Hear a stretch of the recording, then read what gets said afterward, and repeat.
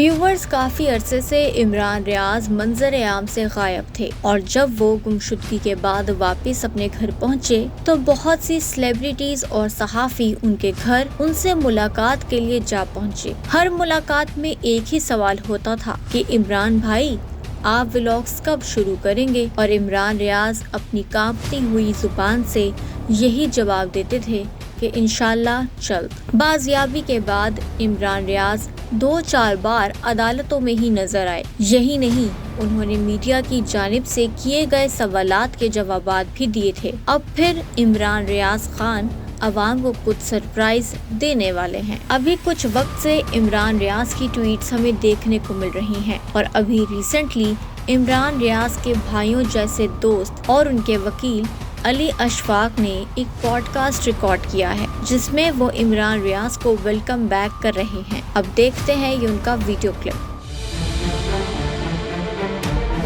हाँ जी, फिर तैयार हैं आप?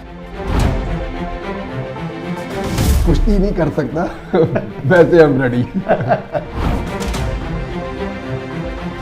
Welcome to cross examination.